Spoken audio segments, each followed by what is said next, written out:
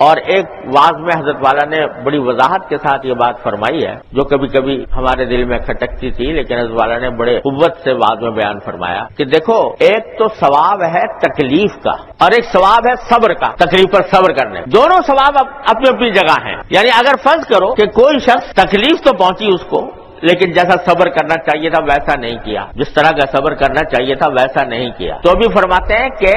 تکلیف کا ثواب اپنی جگہ مل جائے گا، کیونکہ تکلیف کے اوپر مستقل اجر ہے، وہ اپنی جگہ مل جائے گا۔ ہاں، بے صبری کا اگر کوئی عمل کیا ہے اس کا گناہ بھی ہوگا، لیکن وہ ثواب ضائع نہیں ہوتا، وہ اپنی جگہ ملے گا، اور بے صبری کا گناہ الگ ملے گا۔ اور اگر اس پر صبر بھی کر لیا، اس معنی میں جو میں نے عرض کیا، صبر بھی کر لیا تو دوہرا اجر ہے، تکلیف کا اجر الگ اور اس پر صبر کرنے کا، یعنی اللہ تعالیٰ کے حکم کے آگے سر تسلیم خم کرنے کا، رضا بالقضاء کا اجر الگ ہے اللہ تبارک و تعالیٰ کی طرف سے۔ اس واسطے اگر دیکھا جائے تو کوئی بھی تکلیف ایسی نہیں ہے جو کسی مومن کے لیے مآل کا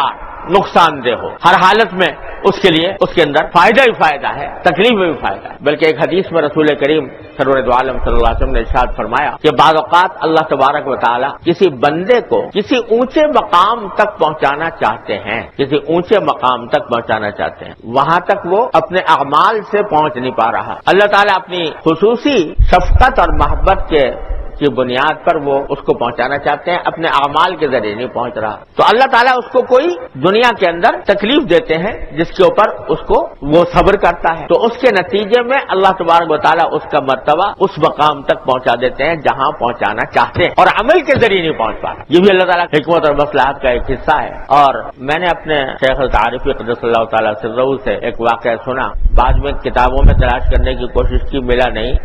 لیکن ظاہر حضرت نے کہیں نہ کہیں دیکھا ہی ہوگا۔ وہ فرماتے ہیں کہ جب نبی کریم سرور دو عالم صلی اللہ علیہ وسلم کی جو پہلی زوجہ مطہرہ تھیں حضرت خدیجہ الکبریٰ رضی اللہ تعالیٰ عنہ، جب ان کا وہ بیمار ہوئی مرض وفات، تو نبی کریم سرور دو عالم صلی اللہ علیہ وسلم ان کی عیادت کے لیے تشریف لے گئے، ان کی تیمارداری فرما رہے تھے، تو جب انہوں نے کسی تکلیف کا اظہار کیا تو نبی کریم سرور دو عالم صلی اللہ علیہ وسلم نے یہ فرمایا کہ خدیجہ تم اس بیماری سے بچو گی نہیں اور اسی میں تمہارا انتقال ہو جائے۔ یہ کئی روایت حضرت والا نے دیکھی تھی۔ حضرت فرماتے ہیں کہ اس پر یہ اشکال ہوا کہ حضرت خدیجہ الکبریٰ سے بیماری کی حالت میں یہ بات کہنا، تیمارداری کے آداب میں سے یہ ہے، عیادت کے آداب میں سے یہ ہے کہ جب کوئی شخص کسی کی بیمار کرسی کے لیے جائے تو اس کے سامنے کوئی تسلی کا کلمہ کہے، اور خود نبی کریم سرور دو عالم صلی اللہ علیہ وسلم کا معمول بھی یہی تھا کہ جب کسی بیمار کی بیمار کرسی کے لیے تشریف لے جاتے تو کوئی تسلی کی بات اسے کہتے تھے کہ بھئی لا باس طہور انشاءاللہ، مثلا تسلی کی بات فرماتے تھے، نہ یہ کہ اس سے یہ کہا جائے کہ بھئی تم بچو گے نہیں اس بیماری۔ تو حضرت فرماتے ہیں کہ یہ جو آپ نے فرمایا بظاہر اس لیے فرمایا کہ نبی کریم سرور دو عالم صلی اللہ علیہ وسلم کا جو مقام ملنا تھا آخرت میں، حضرت خدیجہ الکبریٰ رضی اللہ تعالی عنہا اپنے اعمال، عام اعمال کی بدولت اس مقام تک پہنچنا ان کے لیے مشکل تھا، اور سرکار دو عالم صلی اللہ علیہ وسلم کی جہاں جس طرح یہاں رفیق حیات رہی تو اللہ تبارک و تعالیٰ کو وہاں پر بھی ان کو نبی کریم صلی اللہ علیہ وسلم کی رفاقت کا شرف عطا فرمانا تھا، تو چونکہ اعمال کے ذریعے وہاں تک پہنچنا مشکل تھا تو حضرت نبی کریم صلی اللہ علیہ وسلم نے آخر میں یہ چوٹ دل پر ایک چوٹ دے دی تاکہ اس چوٹ کے نتیجے میں اللہ تبارک و تعالیٰ ان کا مقام وہاں تک پہنچا۔ تو اللہ تبارک و تعالیٰ کی حکمت اور مصلحتوں کو کون جانے اور کون اس کی کھود کرید کر سکتا ہے، لہذا جب بھی کوئی صدمہ، کوئی تکلیف، کوئی رنج پہنچے تو اس کو اللہ تبارک و تعالیٰ کی طرف سے اللہ تعالیٰ کی حکمت اور مصلحت کا ایک کرشمہ سمجھ کر آدمی کو چاہیے کہ اس کو برداشت اور اللہ تعالیٰ کے فیصلے پر راضی رہے، تو اللہ تبارک و تعالیٰ اس صبر کے اوپر بڑا اجر عطا فرمائے۔ حدیث میں نبی کریم سرور دو عالم صلی اللہ علیہ وسلم نے ارشاد فرمایا کہ جب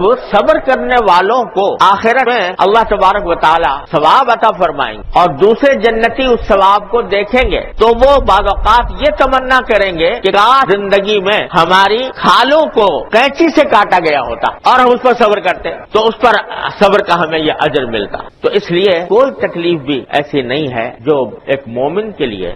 لیے رحمت نہ ہو، اللہ تبارک و تعالیٰ کی طرف سے وہ بھی ایک رحمت ہے، رحمت کا عنوان ہے، رحمت کا ایک عنوان ہے جو تکلیف بھی آتی ہے۔ تو سبق یہ دیا گیا ہے کہ چھوٹی تکلیف پہنچے یا بڑی پہنچے، ہر تکلیف پر اللہ تبارک و تعالیٰ کے حضور یہ آدمی کہے انا للہ و انا الیہ راجعون، انا للہ و انا الیہ راجعون۔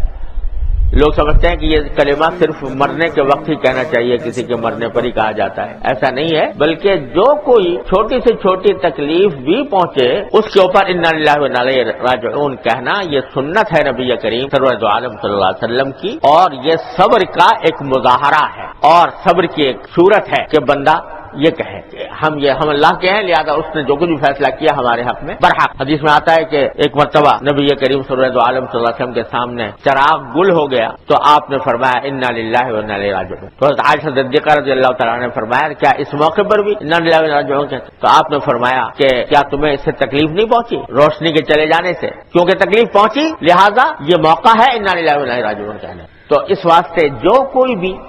چھوٹی ہو یا بڑی تکلیف پہنچے اس کے اوپر اللہ تبارک و تعالیٰ کے فیصلے پر رضامندی کا اظہار کرنے کے لیے انا للہ و انا الیہ راجعون کہنا چاہیے اور اس کی عادت ڈالنی۔ اللہ تعالیٰ ہم سب کو اس کی توفیق عطا فرمائے۔ تو بھائی خلاصہ یہ ہے کہ صبر علی الطاعہ ہو یا صبر عن المعصیہ ہو یا صبر علی